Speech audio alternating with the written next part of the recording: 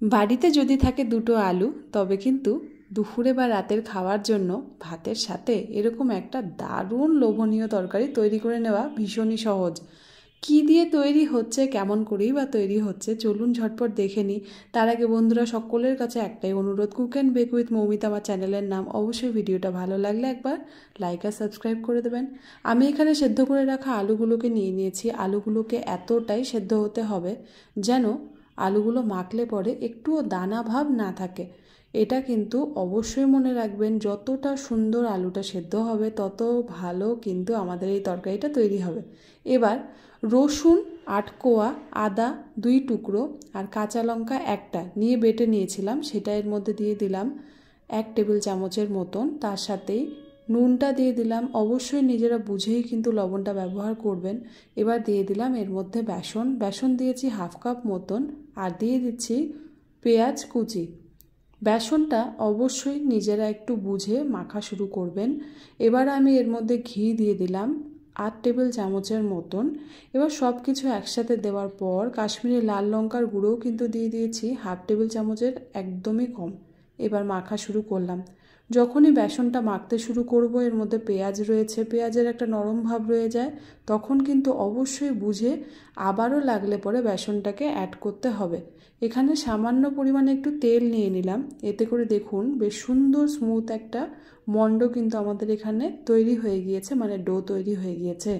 এবার এভাবেই হাত থেকে দেখুন, যেভাবে আমরা বড়া তেলের মধ্যে ছাড়ি সেই আকারেই কিন্তু এগুলোকে আমি গড়ে নিচ্ছি। এগুলো খুব একটা পারফেক্ট হবে না, শুধুমাত্র এরকম বড়ার আকার বা শেপ দিলেই কিন্তু সেটা একদম যথেষ্ট হবে। তৈরি করা খুবই সহজ, খুব অল্প জিনিসে তৈরি হয়ে যায়। সব সময় তো বাড়িতে অনেক রকমের জিনিস থাকে না, বা ফ্রিজে নানান রকমের সবজিও থাকে না। সেই দিনগুলোতে একবার বানিয়ে দেখুন, খুব ভালো লাগে খেতে, একদম মুখরোচক নতুনত্ব একটা জিনিস। আমি এখানে কয়েকটা কাজু এভাবে ভেতরে দিয়ে দিচ্ছি। এটা সম্পূর্ণ অপশনাল, যদি না থাকে বা যদি ইচ্ছা না থাকে তবে কিন্তু দেবেন না, সম্পূর্ণ অপশনাল। আর যদি মন চায় তবে কিন্তু আপনারা কাজুর পরিবর্তে কিশমিশও ব্যবহার করতে পারেন, আবার যদি ইচ্ছে করে কিছুই না দিয়ে এটা তৈরি করতে পারেন। এটা এমনিতেই খেতে খুব ভালো লাগে। এভাবে কাজুগুলোকে মাঝখানে আমি ভরে দিলাম, দিয়ে এবার কড়াইতে তেল গরম হতেই দিয়েছিলাম। তেলটা ভালো মতন ফুটে উঠতে তখন কিন্তু আমি এর মধ্যে এক এক করে এগুলোকে ছেড়ে দিলাম। যেটা প্রথমেই বলেছিলাম, এর শেপ নিয়ে কিন্তু একদমই চিন্তা করতে হবে না, এটা নিখুঁত গোল শেপের কিন্তু হবে না, বড়ার আকারে এভাবে শুধু আমরা এটাকে ছেড়ে দিচ্ছি। দেখুন কত সুন্দর একটা রং কিন্তু চলে এসছে, ততটাই ভালো মতন কিন্তু এগুলো উল্টে পাল্টে নেওয়া যাচ্ছে, একদমই কড়াইয়ের সাথে এগুলো লেগে যাবে না। আপনারা কিন্তু এটুকু মাথায় রাখবেন, যখনই এটাকে ছাড়বেন অবশ্যই করে তেলটাকে ভালো মতন গরম হতে দেবেন, তারপর কিন্তু এগুলোকে ছাড়বেন। বেশ ভাজা হয়ে গিয়েছে, রঙও এসে গিয়েছে, তাই এগুলোকে আমি তুলে নিলাম। এবার এই তেলের মধ্যেই শাহি জিরে ফোড়ন দিয়ে দিলাম 1/2 টিস্পুন, আর দিচ্ছি একটা শুকনো লঙ্কা, 2টো তেজপাতা। আপনারা চাইলে গোটা জিরেও ফোড়ন দিতে পারেন। এর মধ্যে সামান্য পরিমাণে একটু পেঁয়াজ কুচি আমি অ্যাড করে দিচ্ছি। পেঁয়াজ কুচিটা এখানে দিয়ে একটু মিলিয়ে নিচ্ছি। পেঁয়াজ কুচিটা দেওয়ার সাথে সাথেই কিন্তু নাড়াচাড়া করতে হবে, এটা যেন পুড়ে না যায় সেটা অবশ্যই করে মাথায় রাখবেন। খুব অল্প পরিমাণে একটু লবণ দিয়ে দিচ্ছি। এবার লবণটা দেওয়ার পরই আমি এখানে টমেটো কুচি অ্যাড করে দিলাম। পেঁয়াজ আর টমেটোটাকে লবণ দিয়ে একটু ভালো মতো নাড়াচাড়া করে নিচ্ছি। আপনারা যদি পেঁয়াজটা বেশি ভালোবাসেন তবে কিন্তু আরেকটু অ্যাড করতে পারেন। এবার দেখুন আমি এখানে একটা পেঁয়াজ বাটা এবার অ্যাড করে দিচ্ছি। পেঁয়াজ বাটাটা দেওয়ার সাথে সাথেই আমি এখানে রসুন, আদা, কাঁচা লঙ্কা, যেটা প্রথমেই বলেছিলাম বেটে নিয়েছি, সেটা কিন্তু এখানে দিয়ে দিলাম। এটা এবার পড়ে গেল 2 টেবিল চামচের মতো। সব কিছুকে আবারও একসাথে আমি একটু হতে দিচ্ছি 2-3 মিনিট। এটা নাড়াচাড়া করে নিয়ে আবারও পরিমাণ মতন এখানে কিন্তু লবণটাকে অ্যাড করে দেবেন। এবার দিয়ে দিচ্ছি এখানে হলুদ গুঁড়ো, সেটা পড়ছে 1 টেবিল চামচের মতন। ধনিয়া পাউডার পড়ছে এখানে 1 টেবিল চামচের মতন।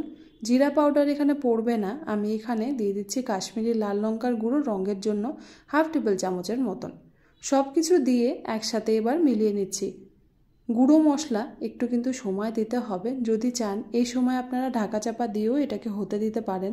2-3 মিনিটের জন্য নাড়াচাড়া করতে করতেই দেখুন নিচ থেকে কিন্তু বেশ সুন্দর একটা টান টান ভাব চলে এসছে, আবার ওপর দিকে তেলটাও ভেসে এসছে, তার মানে এখানে মশলাটা প্রায় হয়েই গিয়েছে। এবার এখানে সামান্য পরিমাণে একটু জল অ্যাড করছি। আপনারা দেখলেই বুঝবেন। জলটা কিন্তু আমি খুব একটা বেশি দিইনি, খুবই অল্প জল দিলাম যাতে নিচ থেকে এটা লেগে না যায়। 3-4 মিনিটের জন্য একটু ফুটিয়ে নিলাম। এবার এর মধ্যে ভেজে রাখা আমাদের আলুর কোফতাগুলোকে এক এক করে অ্যাড করে দিলাম, দিয়ে এবার মেলানো শুরু করছি। কোফতাগুলো বেসন দিয়ে তৈরি, সেজন্য বাইরের থেকে মুচমুচে হলেও ভেতর থেকে কিন্তু খুব সুন্দর সফট হয়।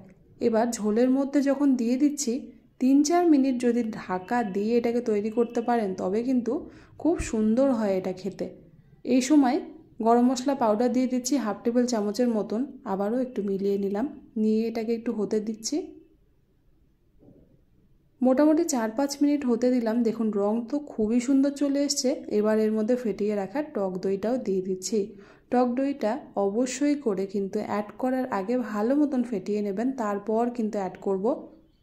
এই সময় গ্যাসের আঁচটাকে বন্ধও করে দিতে পারেন, আবার একদম লোতেও রাখতে পারেন, তবে কিন্তু খুব সুন্দর একটা রং চলে আসবে দেখবেন। এবার দেখুন নিজের থেকে আপনারা হয়তো দেখতেই পাচ্ছেন কত সুন্দর একটা রং চলে এসছে। চিনি দিয়ে দিলাম, চিনিটা 1/2 টেবিল চামচের একদম কম দিলাম, যেহেতু টক দই দিয়েছি তাই কিন্তু চিনিটা দেওয়া। টক দই আর চিনি একসাথে দিলে তবেই কিন্তু স্বাদের ব্যালেন্সটা হয়। আর দিয়ে দিচ্ছি একটা চিড়ে রাখা কাঁচা লঙ্কা। মোটামুটি বলতে গেলে এটা প্রায় হয়েই গিয়েছে।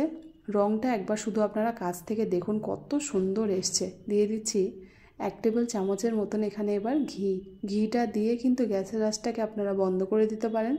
এটা একদম তৈরি। সরু চালের ভাত আর তার সাথেই আলুর কোফতা খেলে পরে মন ভরে যেতে বাধ্য।